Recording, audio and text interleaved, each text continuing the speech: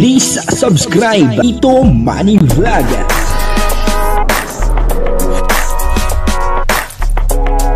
Payagan po si Tito Manny Vlog na mag-reactor para pambiling gamot sa kanya pong karamdaman. Wala man siyang records ng ng awayan.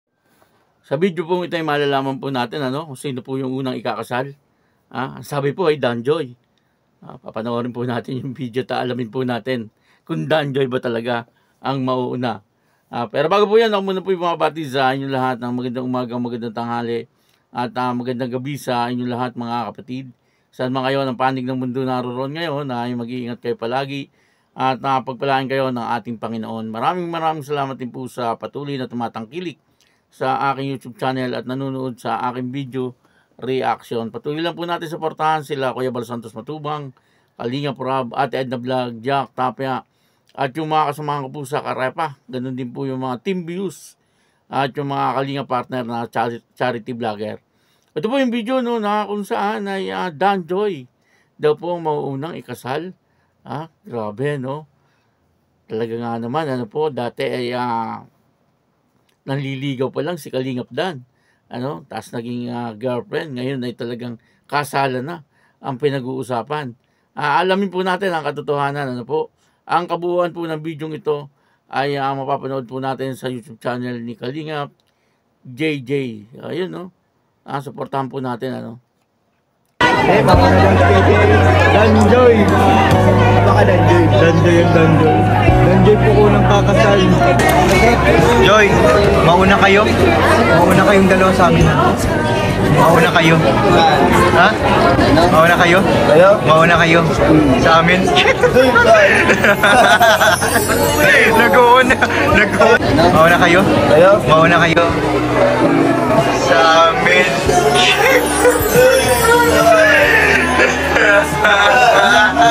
Mauna kayo? Mauna kayo? Sa amin? Nag-uuna ka na. Mag-uuna ka na kasi. Nag-uuna ka na kanina. Mauna kayo? Ha? Sabi nga niya kasi papadal muna daw una. Matanda rin. Basta? Na-enjoy mo naman dito sa Manila? Oo, masaya. Dami natin napasyalan. Dami natin lakad. First time mo dito sa BGC? Oo, first time ko. Anong masasabi mo? Mainit? Pero masaya ka naman. Ikaw ba? Lagi ka dito? Siguro marami ka nang nakikita dito. Hindi. Bilang lang ang mga pagpunta ko dito. Hindi man ako lagi dito nung dito pa ako sa Manila.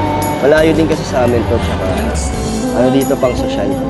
Lang ako tamang normal lang naman ako tao. Kaya wala rin ako nakaka-date dito kasi unang-una malayo, traffic, tsaka mahal din. Walang mga bilihin dito kaya bira lang. Pero di ko ay na-expect na yung laking probinsya ay makakasama ko dito sa BGC pa. Grabe. Kasi pag sinabi mong BGC, talagang isipin ng mga tao pang big time. Hindi nga halata sa'yo na parang kang parang hindi mo first time yung dating mo sa itsura mo. Parang kang taga dito talaga. Oo, parang hindi nga ako bagay dito kasi mas gusto ko yung simple lang. Hindi simple? Hindi kaya, huwag isipin simple ka lang kasi para sa akin, sobrang special mo. Masaya ako pagkasama ko. Kaya saan tayo pumunta kayo? Yung po napanood po natin yung video dito nga po ay talagang nagkakabiruan lang. Biruan lang po ito. At alam naman po natin na si Joy Diwata sa ngayon ay nag-aaral pa. Marami po nagsasabi na tapusin muna ni Joy Diwata yung kanyang pag-aaral bago po siya mag-asawa. May nagsasabi naman na magpa-convert muna sa iglesia. Etong si Kalingap Dan, bago niya pakasalan, etong si Joy Diwata. At meron din naman po nagsasabi na magpatayo muna ng bahay, etong si Kalingap Dan. Para sa akin, ay madali naman po magagawa ni Kalingap Dan, yung makapagpatayo po ng bahay. Kasi may sarili na po itong lupa napapatayuan niya nga po yung ibang mga tao ng bahay. Yung pa po kayo sa sarili niya.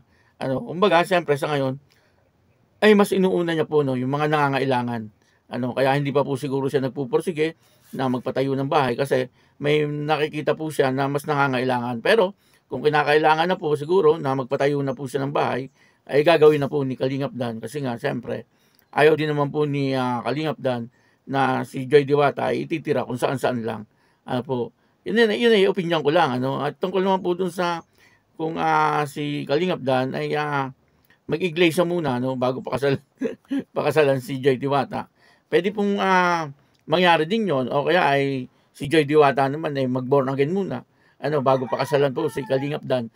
Kailangan dito ay titingnan po natin yung bawat isa sa kanila. Hindi po yung one side lang. Mahirap po yun.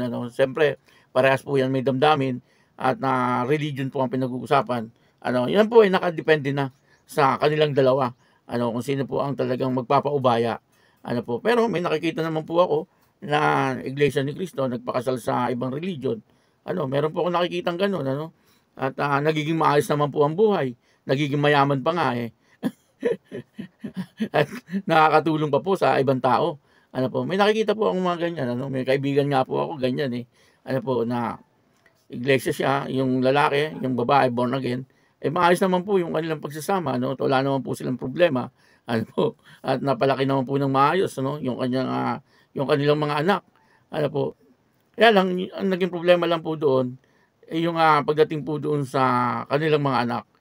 Depende na rin po yun kung saan nila isisimba yung kanilang mga anak. Yung sa yung sa kaibigan ko sa born again eh.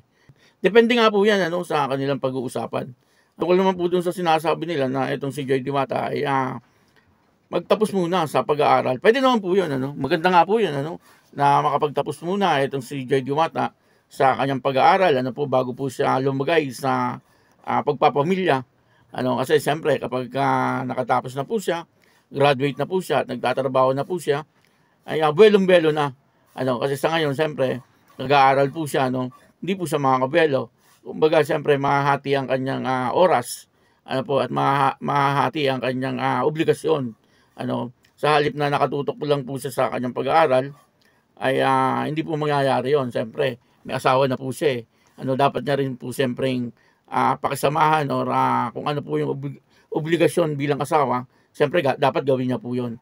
Kaya mas si Kalingap Dan siguro po ang gusto niya ay talagang makatapos muna si Joy Diwata sa pag-aaral. Kasi yun naman po ang talagang gusto niyang mangyari kay Joy Diwata. Na ito ay makagraduate muna sa kanyang pag-aaral at nangako naman po siya kay Nanay Imelda na bago po sila magpakasal ay makagraduate muna etong si Joy Diwata sa pag-aaral. At sila Nanay Imelda naman, ang iniisip po nila ay hindi po yung makatulong po si Joy Diwata sa kanila.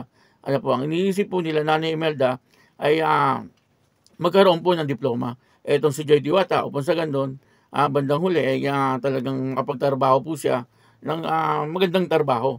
Ang kurso niya, nursing, siyempre. Magtatrabaho po siya sa ospital, o kaya ay makakapag-abroad po siya. Yung mga ganung bagay, pero hindi po hinahangad nila Nanay Imelda na tulungan po sila. Kumbaga para din kay Joy Diwata yung kanyang pag-aaral. Pero itong pong si Joy Diwata, ang pangarap naman po niya ay makatapos po siya sa pag-aaral at matulungan niya po yung kanyang pamilya. Depende na rin po yan sa desisyon ni Joy Diwata kung ano po ang kanyang gagawin kapag siya po ay nakatapos sa kanyang pag-aaral. Pero bandang huli, siyempre, kapag siya po ay nakatapos na, ay malamang sa malamang, eto pong dalawa ay magpapakasal na. Kasi medyo si Kalingap Dan, maaaring mga 34. Di po ba? Or 35. Kasi ngayon 31 siya Kalingap Dan. Kumbaga talagang kailangan na rin niya magpamilya. Kasi mahirap din po yung nag-aasawa ng medyo may edad na. Kasi yung magiging anak mo bata pa, matanda ka na bata pa po yung bata pa po yung iyong anak. Kumbaga hindi mo may enjoy buhay kasi matanda ka na, nagtatrabaho ka pa. Parang ganoon yun po. Kaya mas maganda kung medyo bata pa nagkakaroon na ng pamilya. Kaya yun, maraming salamat po sa inyo lahat. At ako po si Tito Manny Vlog na nagsasabing God bless you all. Diyos mabalos.